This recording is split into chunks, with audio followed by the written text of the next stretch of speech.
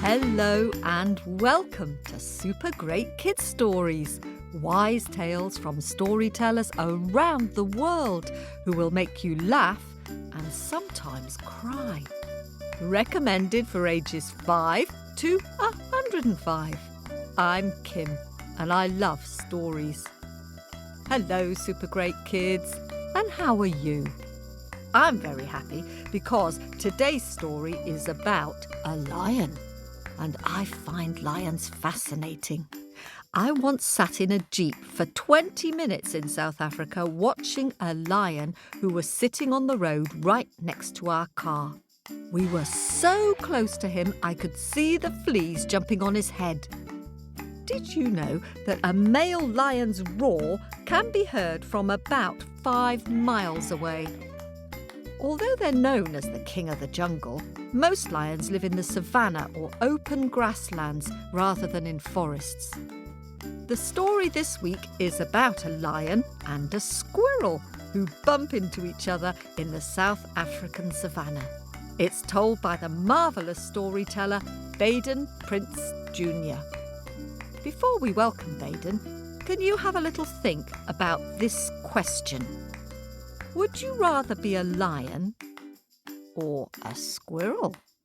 And why? Have a think while we have a quick chat with the grown-ups.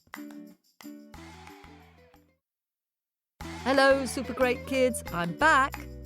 I wonder if you decided you'd rather be a squirrel like Scrat in the film Ice Age, or would you prefer to be a lion like Simba in the film The Lion King? And why? Maybe ask your grown-up after this story and see what they'd rather be. Now, are you ready for our story from Southern Africa? Let's give a warm welcome to Baden Prince Jr. Hello, Super Great Kids. It's Baden here. And this time I'm going to tell you a story about the lion and the squirrel. Once upon a time, back in the savannah, things were terrible. It hadn't rained for weeks, it hadn't rained for months. In fact, it had been so long since it rained, nobody could remember when was the last time. And everything was dry. There was no grass, no green grass growing anywhere. The rivers had all dried up. And Brother Lion was suffering. Brother Lion was starving. Brother Lion was hungry. His insides were hollow, as we say in Antigua, where I come from. He hadn't eaten a proper meal for so long he couldn't remember when was the last time he'd had a proper meal. And as he was walking along, he saw a pile of old bones by the side of the road. Now, these bones had turned dry. They were really nothing more than chalk. But Brother Lion jumped on them, and he was crunching and chomping away, trying to extract even a memory of a hint, of a suggestion, of a taste, of some meat. But really, all that was happening, he was just filling up his mouth and throat with dust. And then out of the corner of his eye, way down the road, he caught sight of something, a little flash of brown. And when he looked, he saw that it was a squirrel, a tiny squirrel which had come to ground and was nibbling at some grass seeds that were lying at the side of the road. Normally, Brother Lion wouldn't bother with a squirrel. As we say in Antigua, that would only dirty his mouth. But because he hadn't eaten for so long, that squirrel grew in his mind's eye to a big, fat, juicy gazelle or a deer. So he went down into the grass and he slithered along on his belly, got to just within range of the squirrel, and he tensed every muscle. He tensed his haunches and his legs, and he was about to spring. And to this day, I don't know what it was. Maybe the twitch of a tail or the twitch of his ear. But that squirrel caught sight of something tawny in the grass. And usually, in the savannah, that was the last thing you saw before everything went black and your world disappeared. But this squirrel, from somewhere, summoned up the courage and the wit, and he shouted out loud, "Pah! I need some proper food to eat, man. These grass seeds aren't filling up my stomach. You know what I could do with? You know what I really fancy to eat? A lion. Oh, I could literally murder a lion. Oh, if only there was a lion somewhere around here, man. I would tear off its tail and keep it to make soup. I wouldn't even bother to pull off the hair off his neck. I would just eat him just like that. Oh, please." And he went down on his knees, looking up to the sky, saying, "Send me a lion, please. I beg you. Please, just one lion. Just one. That's all I want." And then he stopped and he went, "Ooh, hold on. What's that?" "Ooh, I think there's a thank you. And he started looking around. "There's a lion here somewhere." And he put on his deepest badman voice. "Come forth, lion. Reveal yourself. Where are you? Come out. If you think you're bad, come out. Let me deal with you." The lion got so scared, he started backing away through the grass, and when he felt he'd got a safe enough distance away, he turned and he ran in the other direction at full speed.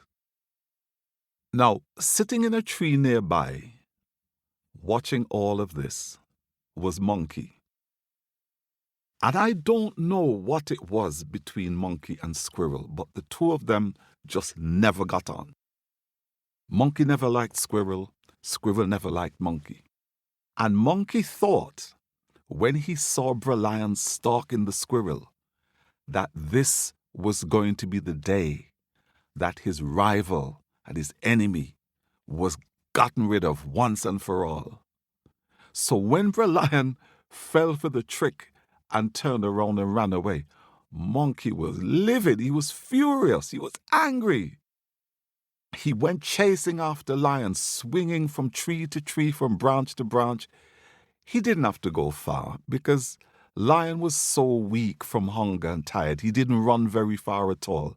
He caught up with Lion laying on the ground, panting and blowing and puffing hard.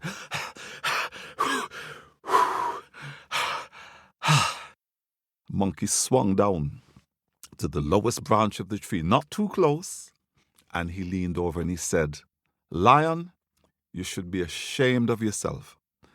Lion turned around and said, "What are you talking about?" Monkey said, "Look, that little thing down there is a squirrel, you know? Fluffy tail, tiny little teeth. Squirrel, right? You are a lion. You are the king of the beasts. You are the king of the savannah. Why are you running away from a squirrel? You see what's wrong with this picture?" And Lion sat back and he thought, "You know what, Monkey? You're right. That squirrel has made an idiot out of me." "That's the spirit," said Monkey. "I'm going to go back there and I'm going to get him." "That's it," said Monkey. "Come on. Remember who you are. You know what you need to do." Lion rose up on his forelegs and he growled, "Arr!" And he roared, "Arr!" "That's it," said Monkey. "Hold on. Give me a lift." And he jumped on Lion's back, grabbed onto his mane as Lion went pelting back down the road at full speed, determined to teach that squirrel a lesson. In fact, do more than that. Squirrel heard the sound of these thundering footsteps getting closer, and he turned and looked and saw this huge cloud of dust coming down the road towards him. And at the front of this cloud of dust, he could see Lion's face snarling with rage, his lips pulled back, his huge, sharp teeth glistening in the sun, both eyes red with anger, coming towards him, and he thought, "This is it. This is my last day here ever. I'm going to die." And he turned around and he was trembling and he was shaking. But again, I don't know where this squirrel pulled out this bit of wit, pulled out this bit of cleverness. But just as Lion was probably about to launch himself through the air at him, he said at the top of his voice, looking up at the sky, "Where's that monkey? I sent him out around half an hour ago and told him to bring me another lion." And then he turned around. Lion screeched to a halt, kicking up dust and rocks, turned tail, and for the second time that day, fled back down the road at full speed, trying to scratch at Monkey at the same time. Monkey, realizing that his life was in danger, jumped off into the nearest tree and climbed as high as he could and stayed there for as long as he could. And to this day, monkeys will stay up in trees away from lions. Brother Squirrel saw him go and he laughed so hard he fell over onto his back, his 4 little legs sticking up in the air. But Squirrel wasn't daft. He realized that he'd been pushing his luck. He'd got lucky twice that day. But that same day, he decided to leave the savannah, that things were getting way too hot, way too dangerous. And if you think about it, you never see squirrels in wildlife documentaries about the savannah, do you? Well, now you know the reason why.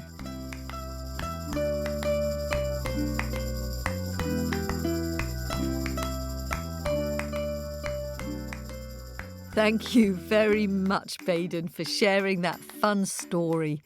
I like the way Baden's monkey mimicked the squirrel eating. And what a plucky little squirrel, standing up to a lion. One of my favourite African proverbs is, "When spiders unite, they can tie up a lion." But maybe we could just replace the word spider with squirrel for this story. More lion facts in our owlet letter this week. Now, it's time to dig deep into my bag of happies and say hello and thank you to some new owlets who've recently flown into our nest and kindly subscribed to our podcast. Hello to new owlet 7-year-old Lumen from Minneapolis in the US. Lumen and her mum listen to Super Great Kids stories every night before bed. Lucky you, Lumen. A nice way to end the day. And hello to Bee in Finchley in London in the UK, who will soon be 6. And Bee loves all the super great scary stories. And hello to her little sister Emmy, who is 3. Thanks for being such super fans, Bee and Emmy.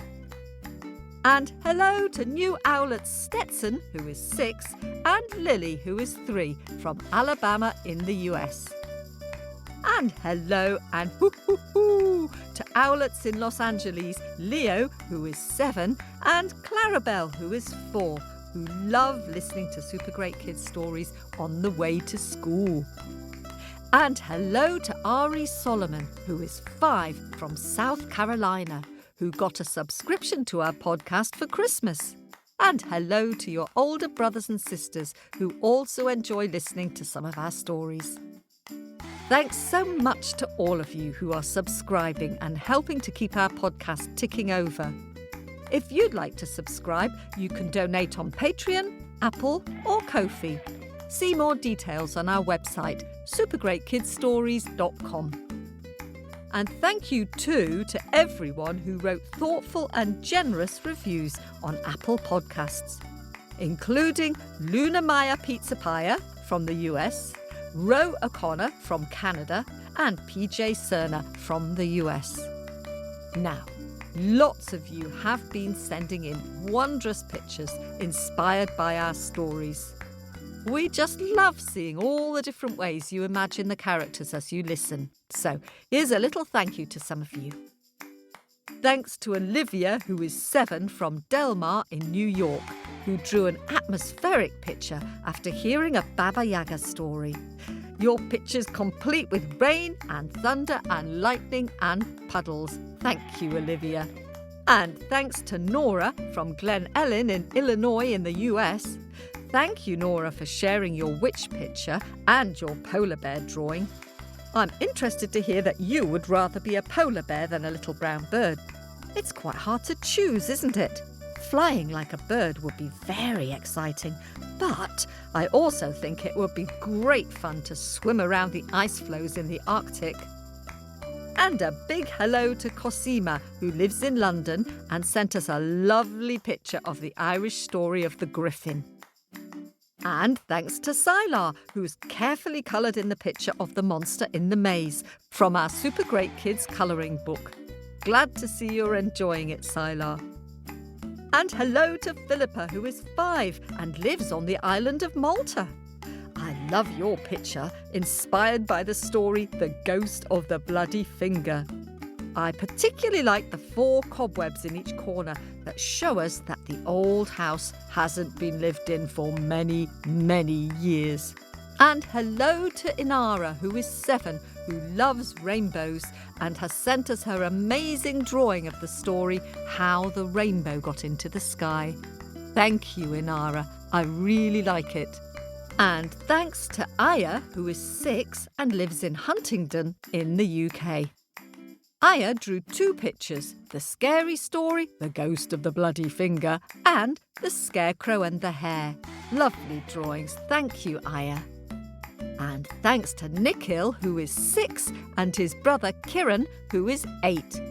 Nikhil and Kiran live in Lusaka in Zambia in Africa and enjoy listening to the stories in the car.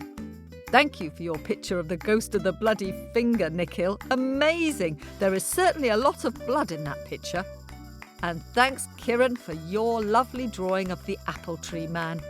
Can you remember the song in that story? And that's it for this week. And if we haven't said thank you for your picture yet, there'll be more thanks next week.